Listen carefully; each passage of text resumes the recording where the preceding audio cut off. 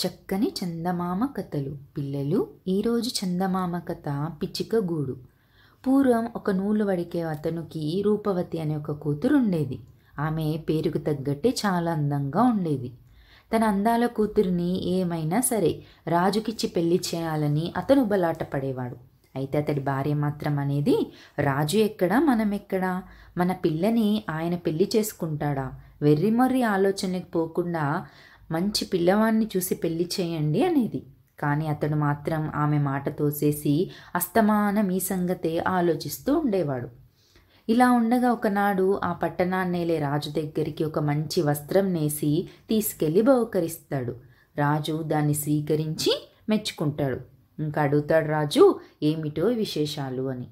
అప్పుడు నూలు వడికేవాడు అంటాడు, ఏమున్నాయి మహాప్రభు, మేమందరం ఏకులలో నుంచి నూలు దారం తీసి ఆ నూలుతో వస్త్రాలు నేస్తాం. మా అమ్మాయి రూపవతి అలా కాకుండా వట్టి గడ్డిలోంచి బంగారు నూలు తీస్తుంది అన్నాడు. రాజు ఆశ్చర్యపోతాడు. అలా అయితే మీ అమ్మాయిని మా అంతఃపురానికి పంపించు, ఆ చిత్రమేంటో చూస్తాం. దేవాంగి ఇంటికి తిరిగి వస్తాడు.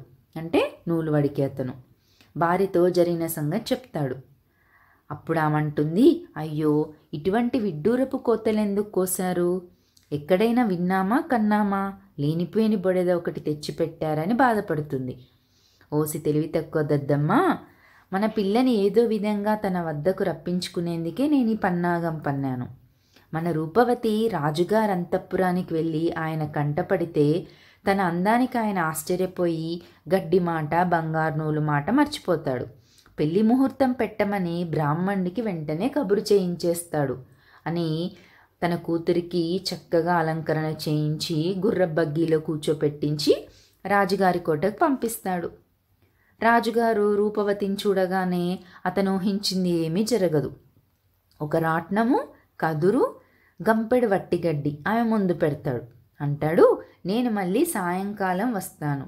ఈ లోపల ఈ గడ్డిని బంగారు నూలుగా తీయాలి, లేకపోతే మాత్రం చూడు జాగ్రత్త సుమా అని వెళ్ళిపోతాడు. రూపవతికి ఏం చేయాలో తోచలేదు. అయ్యో, నా తండ్రి ఇలాంటి ఉపద్రవం తెచ్చిపెట్టాడేంటి, ఇప్పుడేం చేయాలి, ఈ సమయంలో నాకు తోడుండేవారెవరు అని తలుచుకొని బాగా ఏడుస్తుంటుంది. ఇంతలో 3 అడుగుల పొట్టివాడు కిటికీలోంచి లోపల దూకొస్తాడు. అమ్మాయి, నేను నీకు సహాయం చేస్తాను, భయపడకు అంటాడు వాడు. వాడికి చాలా పొడుగైన ముక్కుంటుంది. ఉన్నది 3 అడుగులే కానీ 2 అడుగుల పొడుగున్న గడ్డం ఉంటుంది. వాడి ఆకారం చూసి రూపవతికి మొదట చాలా భయం వేస్తుంది. కానీ అతను రాట్నం ముందు కూర్చొని కదురుకు గడ్డి పరకలు తగిలించి రాట్నం తిప్పి బంగారు పోచలు లాగుతూ ఉంటే ఆమెకి ఎక్కడలేని ధైర్యం వస్తుంది. చాలా సంతోషిస్తుంది. అది చూసి వాడంటాడు, మరైతే అమ్మాయి, ఈ గడ్డినంతటినీ బంగారు దారంగా మారుస్తాను, నాకేం బహుమతి ఇస్తావు మరి అని అడుగుతాడు. దానిదేముంది, నా మెడలో నీ గొలుసిస్తాను అంటుంది. సరే అని వాడు గడ్డంతటిని బంగారు నూలుగా మారుస్తాడు. ఆ పిల్ల ఇచ్చిన బంగారు గొలుసు తీసుకొని కిటికీలోంచి బయటకు దూకి వెళ్ళిపోతాడు. సాయంకాలానికి రాజుగారు వచ్చి చూస్తాడు. అదంతా చూసి ఆయన కళ్ళు జిగేల్మంటాయి. ఇంకోటి ఆశ కూడా పుడుతుంది. గంపెడు గడ్డి మాత్రమే ఇచ్చానేంటి, పొలాల నిండా బోలెడు గడ్డి మేటలు ఉన్నాయి కదా అని ఏం చేస్తాడు, ఒక మేటెడు గడ్డి తెప్పిస్తాడు. తెప్పించి తెల్లవారేలోగా ఇదంతా బంగారు దారంగా తీసేయాలని చెప్పి వెళ్ళిపోతాడు. ఆమె పొట్టివాణ్ణి తలుచుకుంటుంది. అంటాడు వాడు, సరే, ఈ మేటెడు కూడా నేను బంగారు నూలుగా తీస్తాను, మరి నాకేమిస్తావంటాడు. అప్పుడు ఆమె అంటుంది, తన చేతి ఉంగరం చూపించి, నా దగ్గర ఈ ఉంగరం తప్ప ఏమీ లేదు, కావాలిస్తే ఇది తీసుకో అని ఇస్తుంది. ఇంకా తొందరగా ఆ మేటెడు గడ్డిని దారంగా మార్చి పెడతాడు పొట్టివాడు. ఆ ఉంగరాన్ని తీసుకొని వెళ్ళిపోతాడు. తెల్లవారి వచ్చి రాజు చూస్తాడు. రాజు ఆశ్చర్యానికి అంతులేకపోయింది. ఇలా గడ్డి అంతా బంగారం కావడం చిత్రంగా ఉందని చాలా పొంగిపోతాడు. ఈసారి ఏం చేస్తాడు, 3 మేట్ల గడ్డిని ఆమె ముందు పెట్టిస్తాడు. ఇదంతా చూసేటప్పటికి రూపవతికి ప్రాణం విసిగిపోతుంది.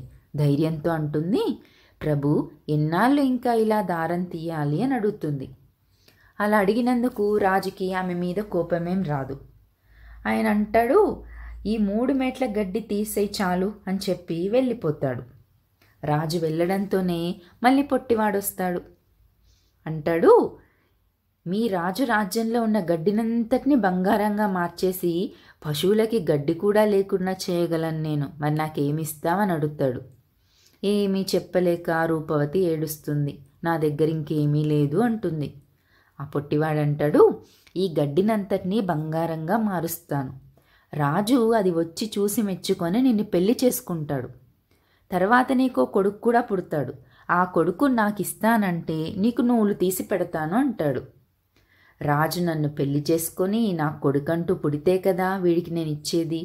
ఇప్పటికీ గండం గడిస్తే చాలు, అప్పుడప్పుడు చూసుకోవచ్చు అనుకొని రూపవతి సరే అని ఒప్పుకుంటుంది. ఆమె కళ్ళు మూసి తెరిచేలోప గడ్డి అంతా బంగారపు నూలే పడి ఉంటుంది. పొట్టివాడు మాయమైపోతాడు. రాజు వస్తాడు, నూలు చూస్తాడు, చాలా ఆనందిస్తాడు. ఆ రోజే రూపవతిని పెళ్లి చేసుకుంటాడు. ఇంకా రూపవతి రానైన సంవత్సరానికి ఒక కుమారుణ్ణి కంటుందన్నమాట. తర్వాత 21వ నాడు అతన్ని ఉయ్యాల్లో వేస్తారు, పిల్లవాడిని. అప్పుడు పొట్టివాడు వస్తాడు రాణి దగ్గరికి. రాణి, నీ కొడుకుని తీసుకెళ్ళడానికి వచ్చాను అంటాడు. ఆమె గుండె గుబేల్మంటుంది. అసలు ఆమెకు ఆ మాట ఇచ్చిన విషయమే జ్ఞాపకం ఉండదు. ఆమె జాలిగా అంటుంది, అయ్యా, నా ముద్దు బిడ్డ నిమ్మంటే ఎలా, బదులుగా ఇంకేదైనా కోరుకో ఇస్తాను అంటుంది. లేదు లేదు, నాకు బిడ్డే కావాలి అని పట్టుబడతాడు. చేసేదేం లేక రాణి అంటుంది, పోనీ పిల్లవాడిని 1 సంవత్సరం పాటు నా వద్ద పెరగనీయు, తర్వాత తీసుకువెళ్దూలే అంటుంది. సరే అని పొట్టివాడు మాయమైపోతాడు. ఇంకా ఏడాది తర్వాత మళ్ళీ వస్తాడు పొట్టివాడు. నా పిల్లవాడిని తీసుకురా అంటాడు.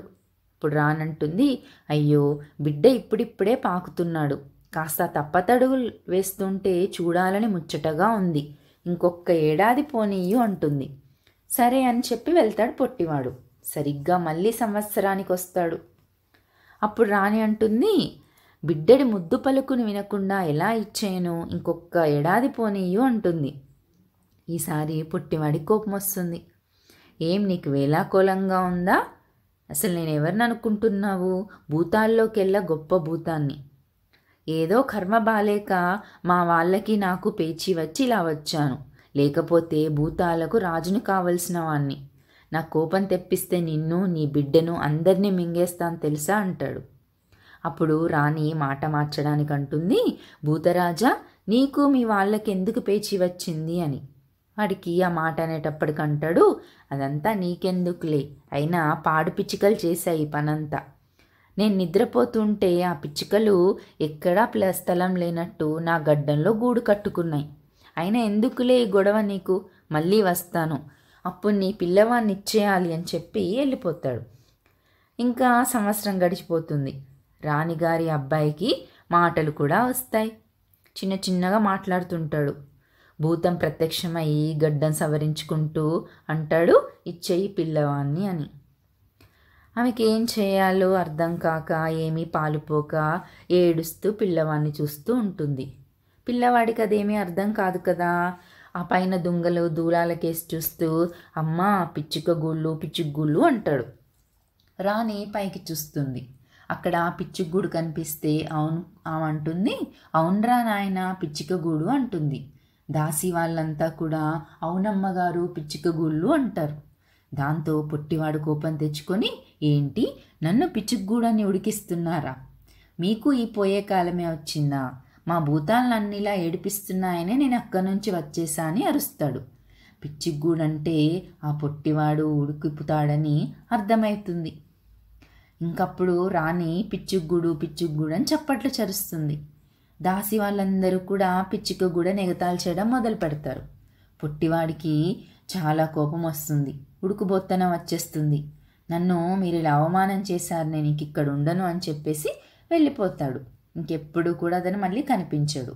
ఇంకా పీడ వదిలిందని రాణి కూడా సంతోషిస్తుంది.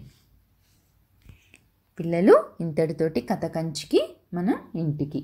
ఈ కథను రాసిన వారు పాలంకి వెంకట రామచంద్రమూర్తి గారు.